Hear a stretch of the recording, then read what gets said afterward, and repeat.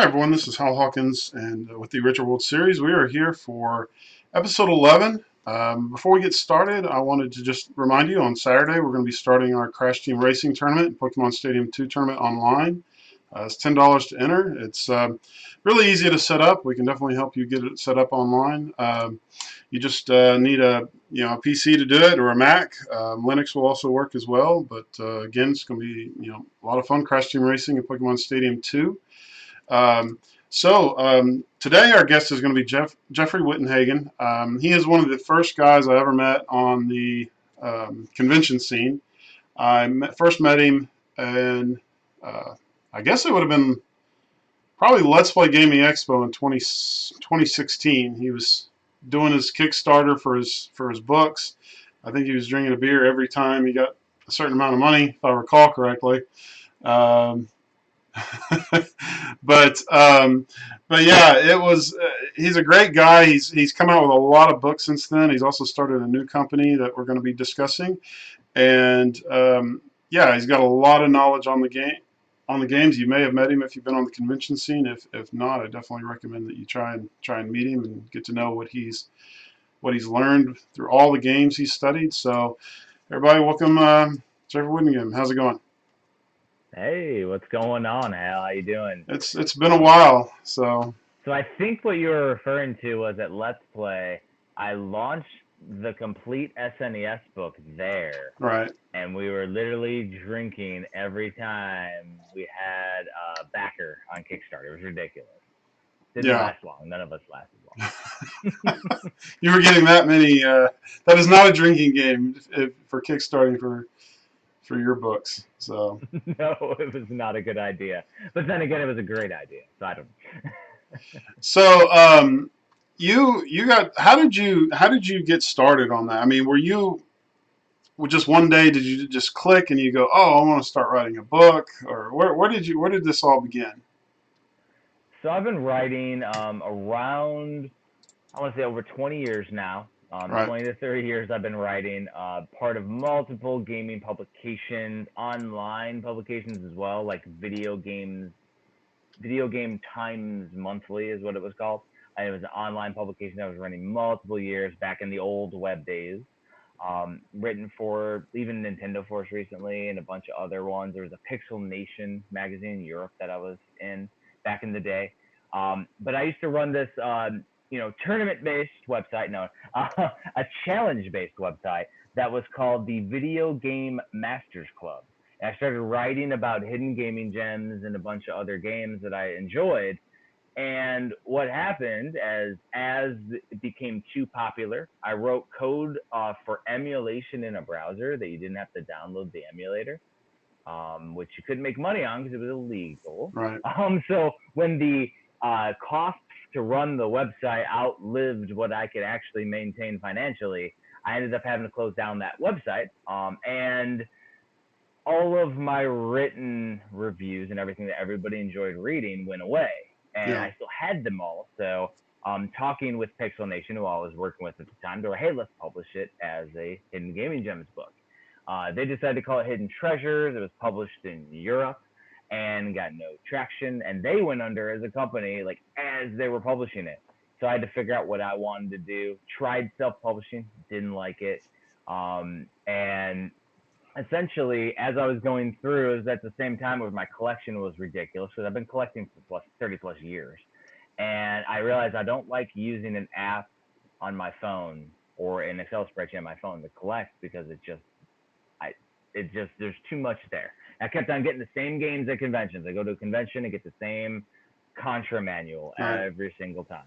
And so I decided, I was like, well, let me see if there's any books out there that have like every NES game with pictures, and I want to collect everything, like box, cart, manual, and then I can easily have it in my pocket and take it with me to conventions and game stores and everything, and track everything in a visual, way as I'm collecting. And through that, I got a literary award from Walter Day from the Twin Galaxies fame. Right. Um, and we did a whole thing in Ottumwa. There was this big award ceremony. I was one of the many people to get an award. And we did later a Beckett grading for cards that we did. And it was interesting because I met an artist. His name is Joe Simcoe. Didn't really know his background at the time. He had the Sweet Rot series, and found out after he agreed to do my NES cover that he is the Garbage Pail Kids artist. Works for Tops. Wow. So I decided I was gonna go like, well, now I'm definitely taking this to Kickstarter. Um, and the rest is history. It went viral, and everybody wanted the big giant art books instead of the pocket guide, which was my original idea. Yeah. And ever since then, like now I've had 20 print runs in the last 6 years of different types of books of multiple different video game series genres. There's a few there on the screen. And over the years, I've been putting out books and things and revising them and doing craziness. And the one there on the right, the Hidden Gaming Gems, is a re-release of the original title in Europe, where I actually did it my own way. Right. A lot of times I'm using legendary artists. So like the Joe Simcoe artwork that I mentioned is on the right in the complete NES. In the middle is one that's done by Philo Barnhart. On the right with the Hidden Gaming Gems is done by Mike Winterbauer, who did Power Blade. So I have people all over the community that have done a lot of my artwork for my books. And it's just a fun, real fun passion project. I work full-time job while I do all this, and it's a really great hobby. It's really never been work. So what about how long does it take to compile a book, write it, then design it? How long does it take? Six months at least? Longer? Longer. Longer. Way longer. Yeah. Oh yeah. And it all really all depends on the scope. So if I'm writing personal stories about like my compendiums, where it's more personal stories, our history growing up with the NES or the Super Nintendo, those take 6 months or less, because Right. you're writing our own story, our own history. It's easy. If I'm doing the complete NES, the complete SNES, I mentioned I'm working on the complete Genesis. Yeah. That's been 3 years now, and it's not near being complete yet. The complete Super Nintendo took me over 2 years to finish. The complete NES took me over 2 years to finish. I mean, I'm working on though multiple books all at the same time. So it's one of those things where I'm doing a bunch, and then whatever one is almost done or is done, that's the one I'll take over to crowdfunding. And I only go to crowdfunding now because people like expect me to go. If I don't go, Right. I just try to like sell it on my website. They're like, "Why aren't you on Kickstarter?" Like, I can put it on Kickstarter too. Like, that's where you're comfortable buying it. So did you So have yeah, did you have the collections first, or did you like start writing the books and go, oh, I need this game and I need this game, and just keep collecting as the book goes? Both. both, both, yeah. And what I really liked is I've evolved my writing style and the way I create the books as I've done the different processes. So my first one, the complete NES, was just Right. the officially licensed U.S. titles. But then I'm like, well, what about PAL exclusives, Famicom, NES aftermarket homebrew games? And that's where that NES Oddities book came from. Right. But then with the Super Nintendo, I decided with the definitive edition, put it all in one giant 630-page tome. And so now, and that's why it's taking so long with the Sega Genesis, I'm not only doing Sega Genesis, but I'm doing Unique Mega Drive in both Europe and Japan.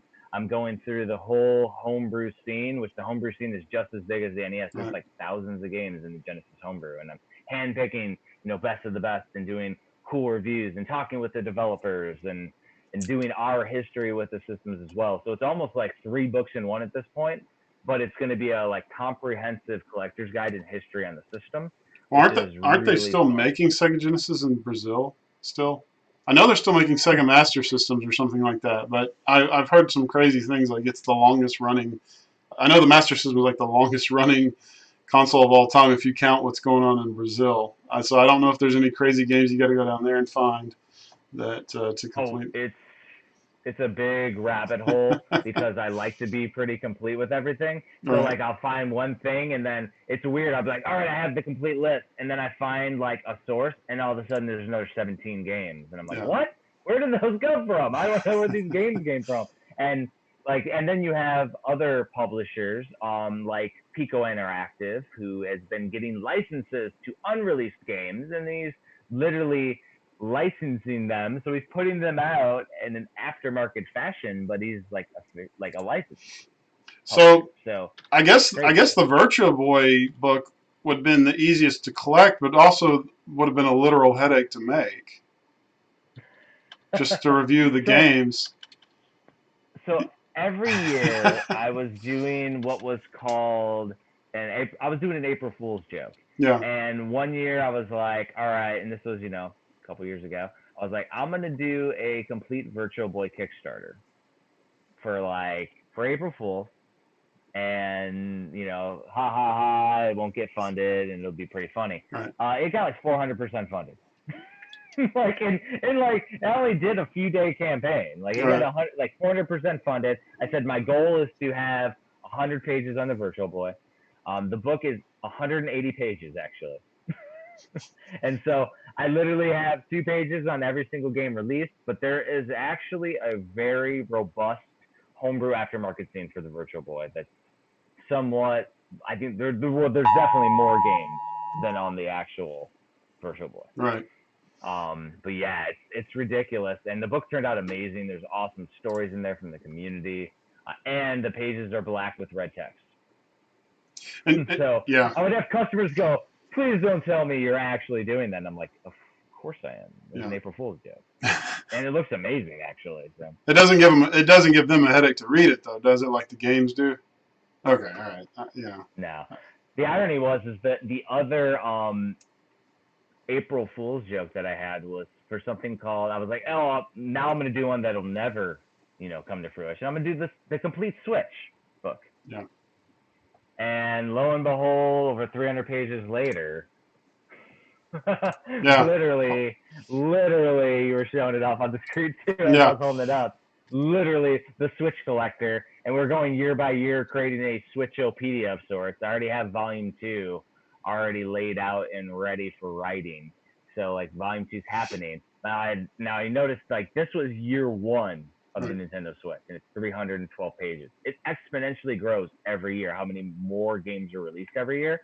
And so as I said, Volume 2, not year 2, because Volume 2 is going to be more, like over 400 pages, so more pages than Volume 1, and it's only half the year of the second year of the Switch. Like it's ridiculous. And so it's covering not only the physical games, just like I've done with the other collector series, but I'm doing more expansive reviews, multi-page reviews, and I'm doing digital only games that we want to see get a physical release. So like Blossom Tales right there didn't have a physical release when I released the Right. book. Now it does. So in reality, people are like, well, now the book's wrong. I'm like, no, the goal is for all those games to get released. So that's actually the goal, and that's really cool. So like with the SNES and NES, or like more specifically the SNES, Yeah. are you writing and covering like every sports game iteration, like every year that comes out? Like, oh, we're gonna review '95 and then '96 and then all that. You're not just go, oh, here's this series, but you're going through each and every game. So I have changed my stance because yes, I did that. I went Okay. on every single game, every iteration, every difference and nuance between every Madden, every FIFA, and it was the bane of my existence and took a lot of energy out of me. It was ridiculous.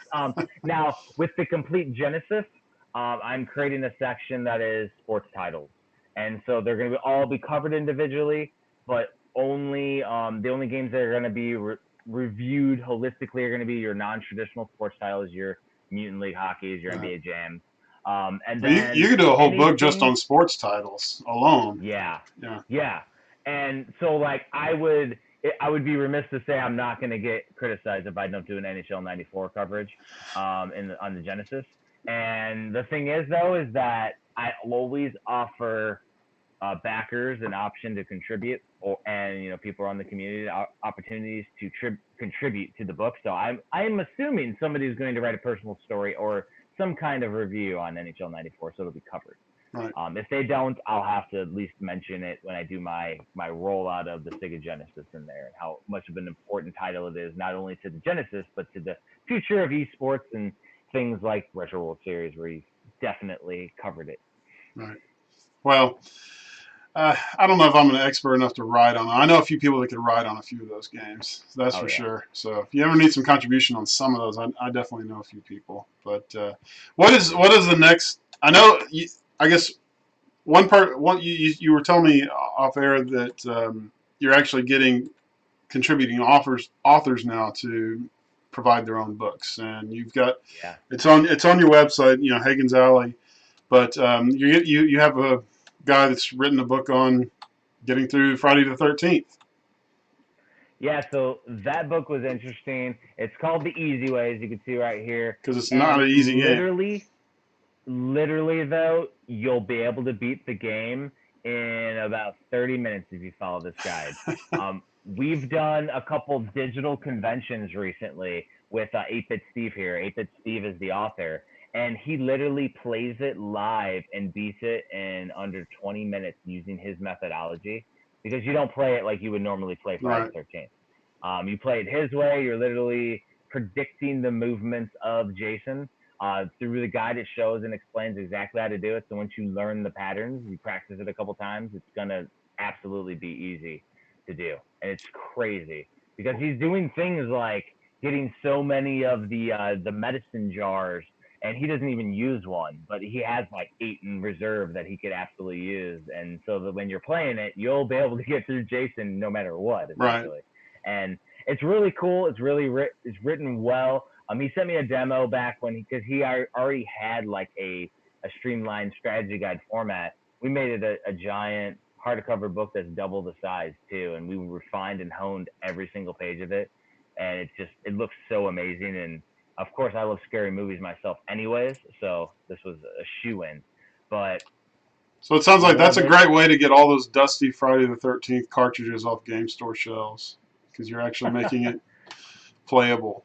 He should start doing books like that on all the other turds out there, like Dr. Jekyll, Mr. Hyde, and Trying to think what he's Jaws. working on next. I think he's doing a trilogy of a series called Ninja Gaiden. Really, wow. Yeah, yeah. So That'll he's be. doing. I think people would want to read that because that is definitely not a easy game to get through. Yeah, it'd be interesting too because there's really no way to manipulate things like in Friday the 13th. But also, 8-Bit Steve is working on me with my new business as well. Um, Premium edition games, which Premium edition you games. just launched it this past week or a few weeks ago? Last Tuesday, Last yeah, it's Tuesday. already been Yeah. over a week. It's crazy to And imagine. so tell people what is the mission of this company? Um, so as a kid, dream. I want to release games on the Nintendo. Yeah. Like that's literally it. So the dream was always to make video games, right, and have a Nintendo game. I've done aftermarket homebrew releases, Right. as I've done my books. Even with my complete NES, I released Jeffrey Wittenhagen's Black Box Challenge, the RPG where you collect video games in it. Really cool. It was made by Sly Dog Studios. But now it's like we have an opportunity with the Switch. Through my publishing company, I was able to get, with the right people and got approved to actually license and release physical games on the Nintendo Switch. Right. And so we're absolutely taking advantage of it. Been planning it for well over a year and a half, where like the first time I met my partner in the business, Jonathan Poland, which is like the face of the Switch Collector Core group. Super passionate guy, crazy guy. Um, breathes less than I do when we talk, which is hard to do. Um, but basically, we decided that hey, if we're gonna do this, we're gonna do this right, and we want to do things that only we can do at our level. And that's why we're rolling out things like bringing back strategy guides, but in a hardcover manner, just like we're doing here with the Switch Collector, right? Right. Like big hardcover guides. Not necessarily going to this size though, because and why I say that, I only mean this size because our first guide is going to be 300 pages. That's what we're looking at already. Yeah. Um, but what we're looking at is with our premium deluxe editions, we're going retro with it. I love Nintendo. I love collecting for arcade games and stuff. So basically, we're gonna have your NES box in it that'll have an extra that fits in there with a steel book and a soundtrack. Got to have a soundtrack in there. But it's also going to fit inside, which works perfectly, a Neo Geo AES style faux leather case. And through my contacts, I actually know the original plant that made the AES cases. So Mm. we're going to be going through that, and the guides will be the size of a Neo Geo AES case when it comes to height and width, so it fits together perfectly on the shelf. So when it's up on the shelf, it all holistically works. So we're going to do a little consistency for sizes Yeah. and have to do some really cool stuff. And, you know, going back with the VG Masters Club, I used to do challenges on the website. Something that I used to love, and, you know, showing my age when I played the Atari 2600 growing up. Um, I loved what Activision used to do. I don't know if you were aware of what they used to do. But I still have my River Raiders award.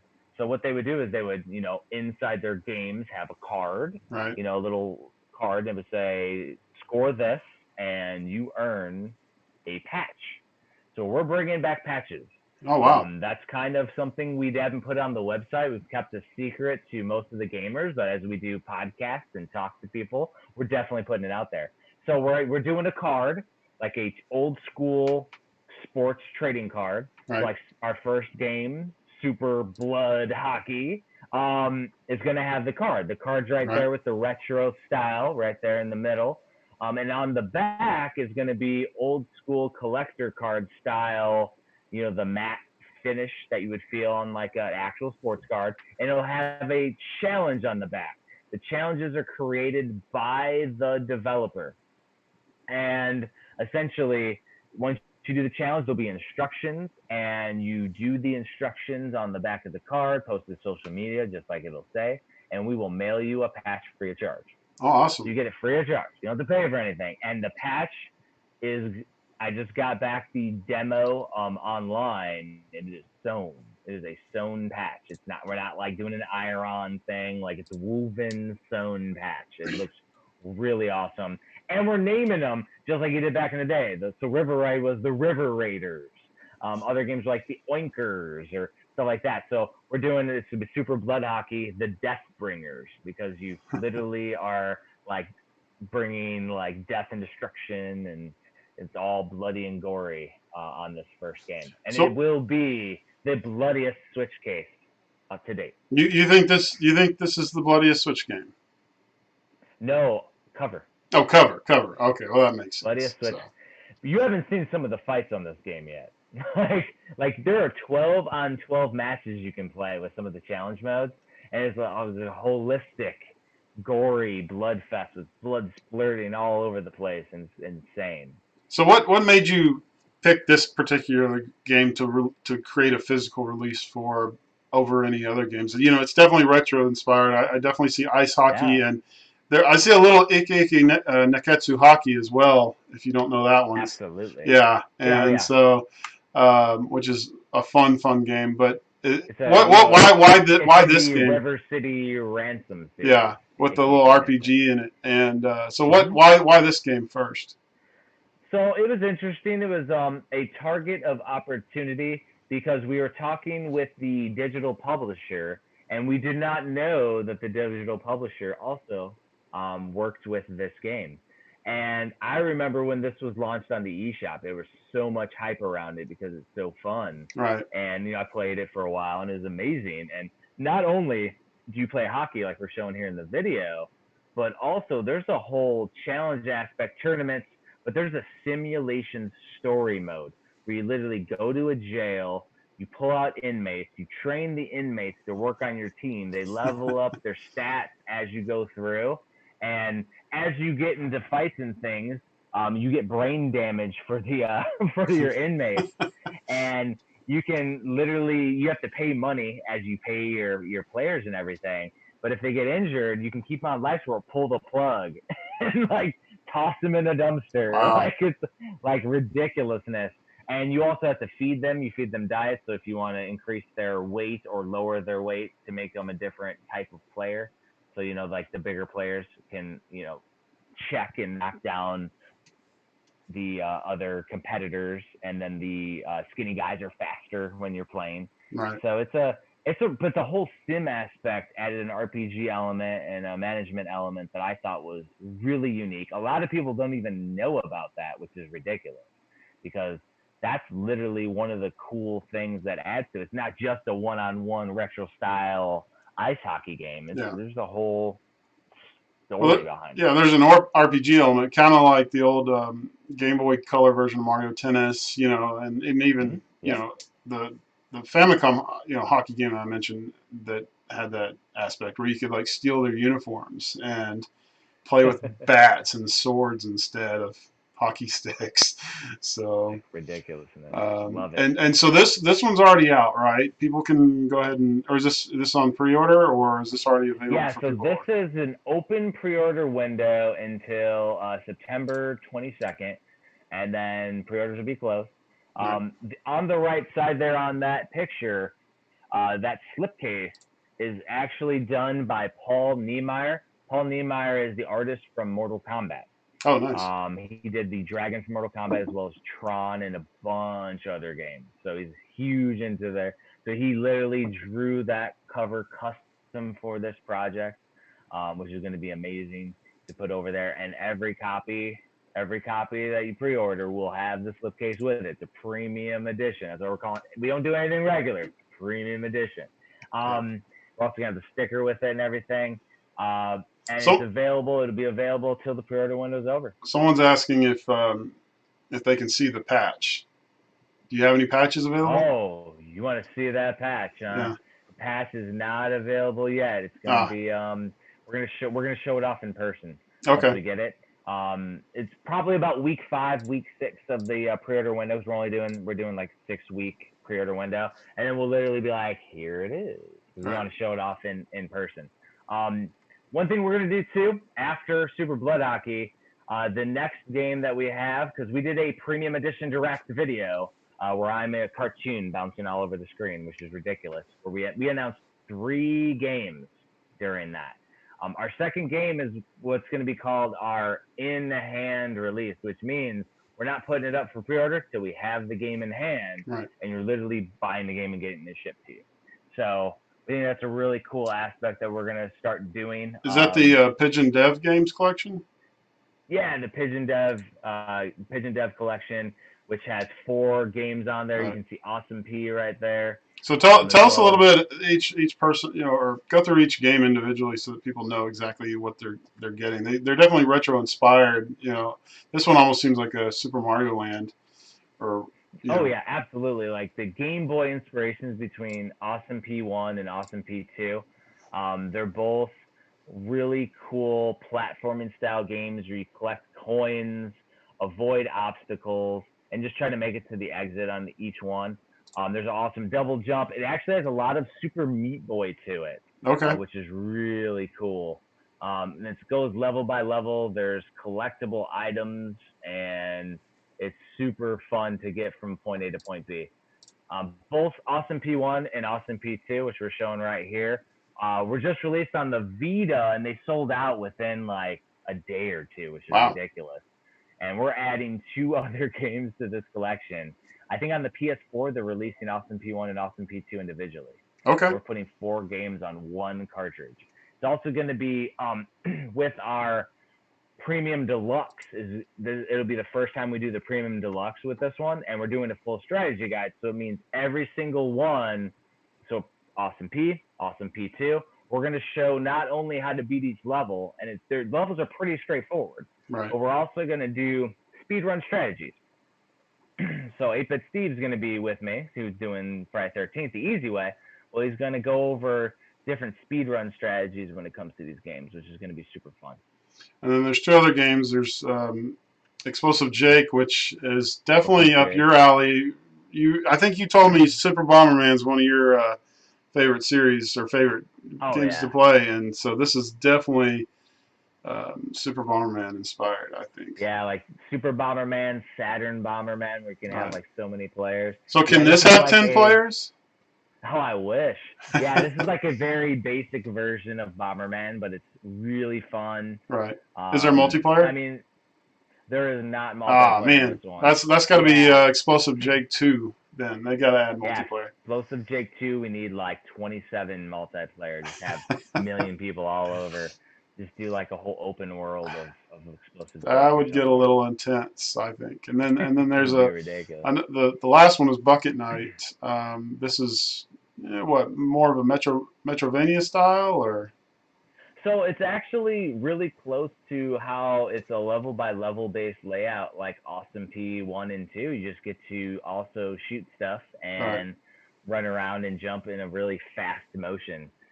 So it's still like level by level, and you see right here you have a time based requirement, which is really cool because it stores and tracks all your time. So Right. you can go and try to do speed running, and it adds to replayability, which is really fun.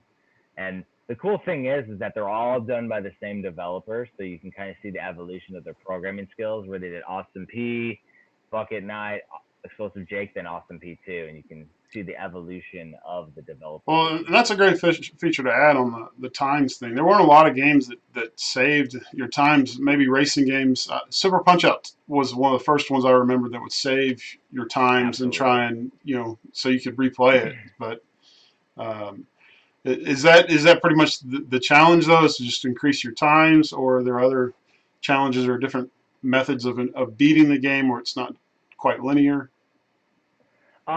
It's pretty much a linear experience for the games within the Pigeon Dev collection, Right. but I kind of like that it gives it more of a retro aesthetic because there's a lot of Metroidvanias out there nowadays, and I love Metroidvanias, but it is cool sometimes just to play an old school arcadey game that really feels like like a Mario or another type of those quick platformers because the Right. original Mario was really short levels, so it's cool to see that, and then you have your time track, which is adds to the modern aesthetics. And then you've got a third game or a Yep. separate release called A A one Robot Named game Fight. And robot named Fight. when is this coming out?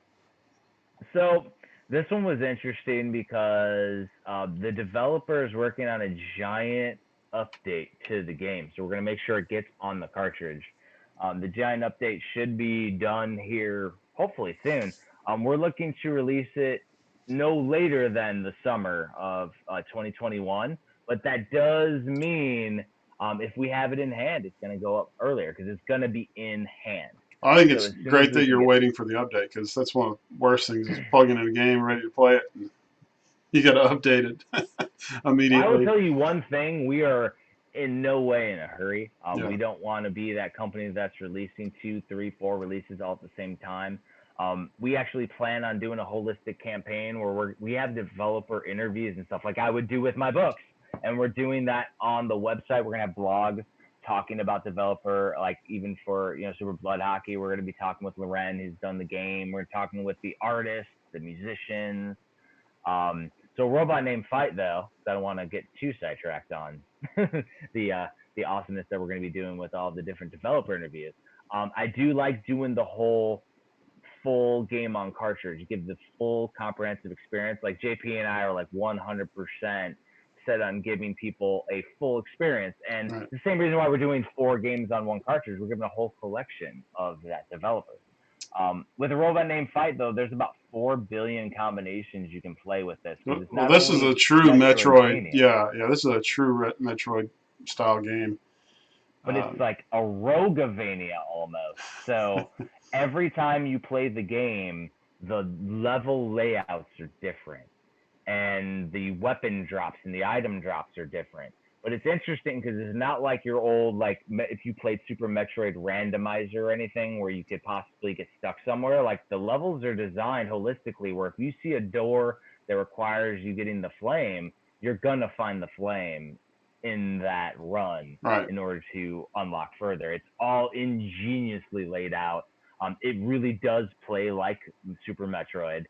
You start off super underpowered though.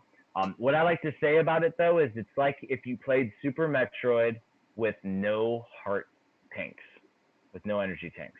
Wow. So like you play with one full life. So once your life goes away, you die. And if you die, you go all the way back to another run with another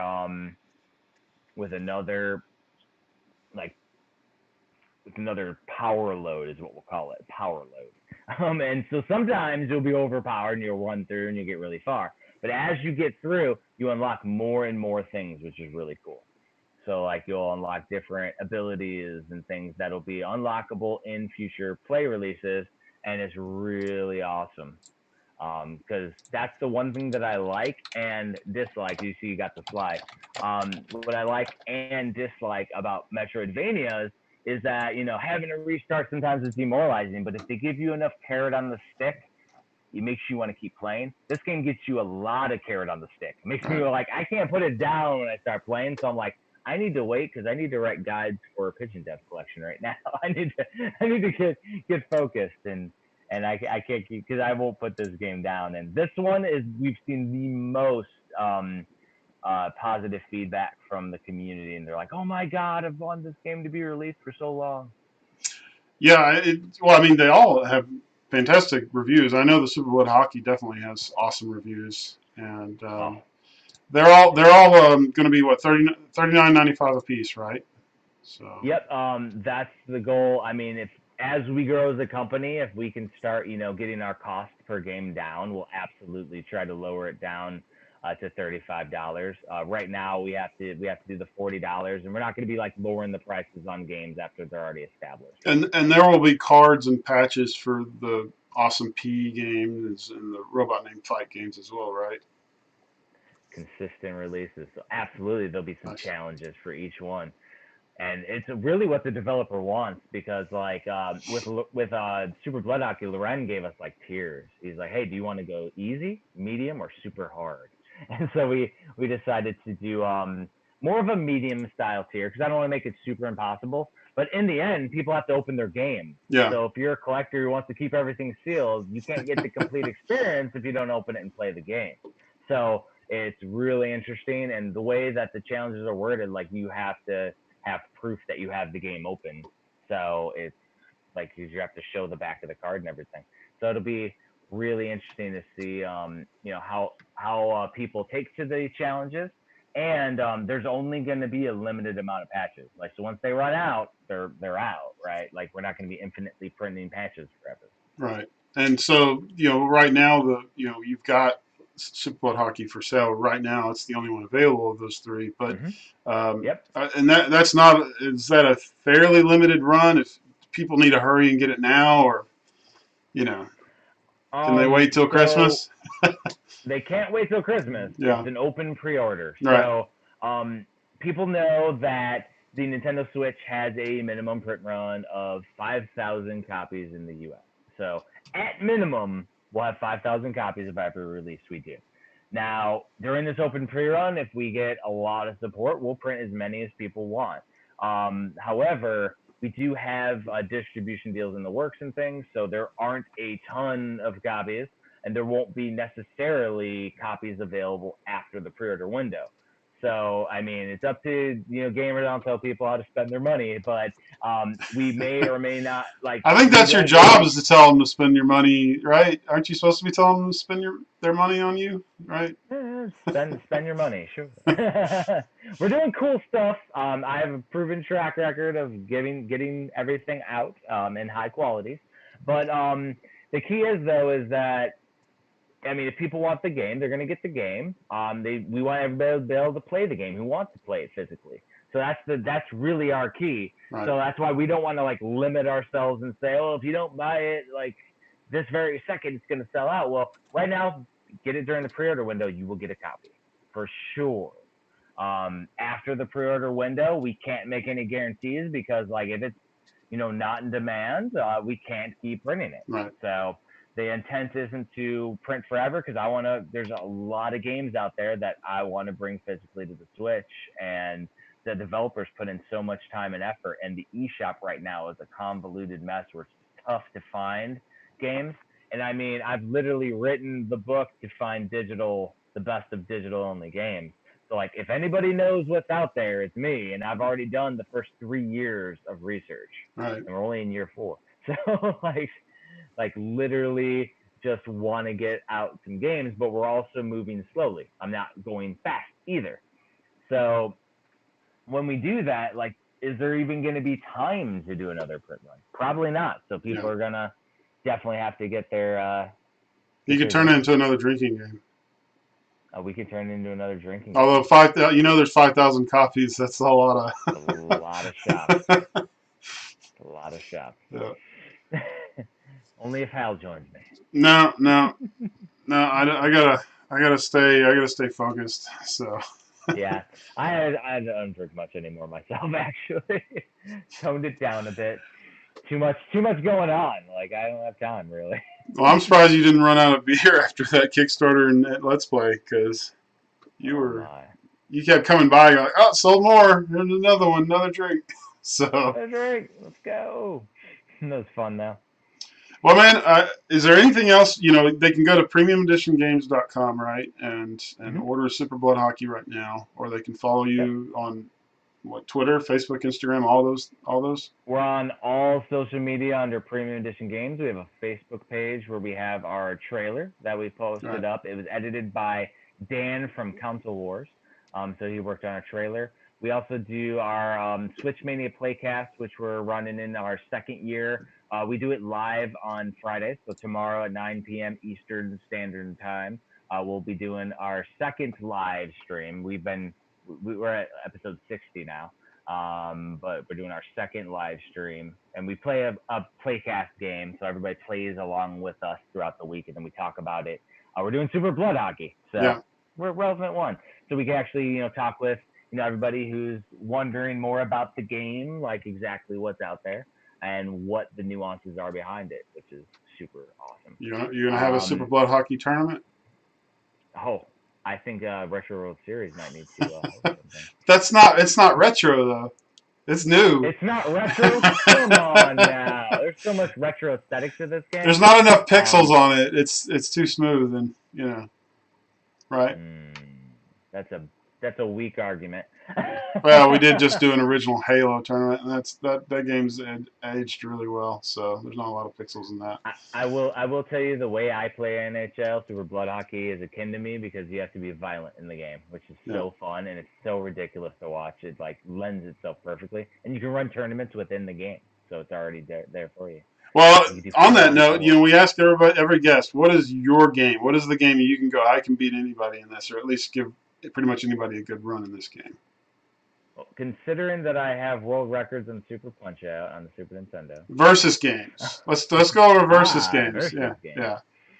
Um, well, back in the day, Nintendo 64. I used to think I was pretty good at Wave Race 64. So if we went like versus each other in Wave Race 64, I'd be able to mop the floor with people. I've not had I a lot looked of people on ask me to do that as a tournament. no, but I looked at my memory card, my old times. Everyone's better than the world record on the old Twin Galaxies website. Oh, well, you gotta So I submit was those. like, well, I had to replay them, and now Yeah, I'm it's older and like I couldn't no, do it. you can So do it. I You couldn't can do do it it. now. Like, I couldn't do it now. So, but the thing is that Wave Race was one of my go-tos. Mario Kart 64 was one of my go-tos back in the day. I used to just play the games over and over again. So it was just super fun. Those are my games that were awesome back in the day. I mean, heck, N64, wearing the shirt.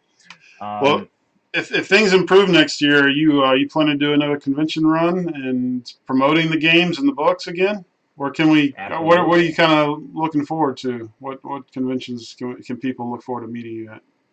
I mean, even 2 weekends ago, I was at Uplink, which was the Long Island Retro, their digital version. I was at the convention and did a panel and everything, and there was like online booths and stuff, which was super cool. So still doing all of that. As soon as they open up conventions again, we'll try to go to as many as we possibly can. I do work full time, so it's Yeah. tough to break away sometimes. But literally, it's usually me just going through the weekend and hanging out with friends and doing the convention thing. Trying not to drink too many beers, and which never works, and just having a good time. And unfortunately, or maybe fortunately, but more unfortunately, we're gonna have to go to some of the bigger conventions, which require a lot of like actual work, which I like to make things fun in the hobby. But if we have to go to like PAX or something, that's going to be a stressful, crazy, There's no chance for crazy a time. break unless they stick you far Mm-mm. in the corner somewhere. So Yeah, because I like to just go around and chat and hang out, and yeah, it'll be interesting. But yeah, we got to up our game because we're literally on. We have a pretty cool buzz around everything we're doing right now, which is fun. We've like the community has been amazing. We have a Discord channel set up for Premium Edition games, which is fun. It's right. on the website too. I mean, the community outreach has been great. There was a snafu with some shipping at the beginning. Apparently, my store defaultly added the wrong weight for the game. Yeah, so I adjusted that. That's all fixed. We adjusted everybody's shipping to make sure that they're all good. Right. And as I mentioned earlier, with distribution for international, that should lower the shipping significantly for those that are international. Because right now, international shipping for us just isn't reasonable. U.S. shipping is just outstandingly ridiculous for international. Right. So we're looking to international distribution partners so that way we can help everybody be able to get the game, and that's really our goal. And also be able to support the developers. We're working hand in hand with the developers. So like we want the developers to succeed, do more cool games, and if this guy's doing hockey, I want to see what his next game is. Oh yeah. Looks like a crazy rampage game where you can actually breathe fire and stuff. Like it looks Oh amazing wow. because he's been posting it on Twitter, and I'm like, ooh, like maybe we need to bring that physically to the Oh, Switch. I keep forgetting his name. What's his name? I see him at a bunch of conventions. The guy that did the artwork for Rampage and all that. I see him in a lot of. Brian Colin. Yeah, yeah. I know him real well. Maybe he might be interested in doing something with that as well because he's a really cool Yeah. guy. So, well, man, He does awesome artwork. yeah, he does, and I've been he always runs out. The ones I want, he always runs out before I have a chance to get them. So.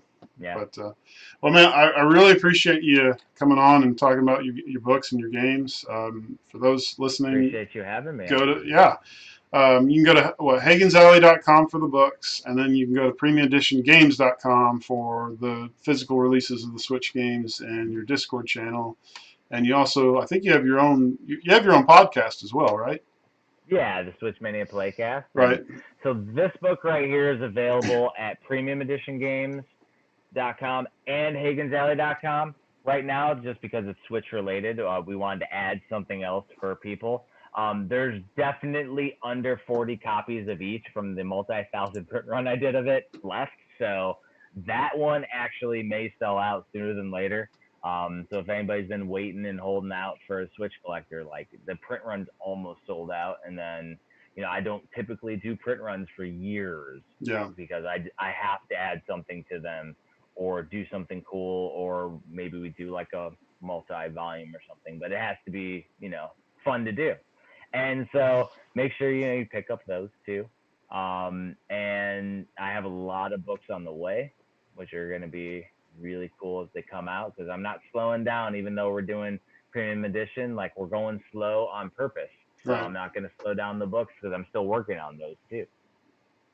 Well, man, I wish the best of luck to you, and I look forward to talking to you again and seeing you at the conventions, bumping into you again. And thanks again for joining us. Appreciate it, Hal. Maybe we'll work out some kind of super blood hockey tournament where I can be some commentator. You got to bring a lot of switches because I don't have any. So we have to figure. The switches. Yeah, all of them. Just bring all of them. All of them. All right, man. Well, you have a great evening. Have a good one, Hal. See ya. All right, that was Jeffrey Wittenhagen. He is the owner of Hagen's Alley's Books and Premium Edition Games.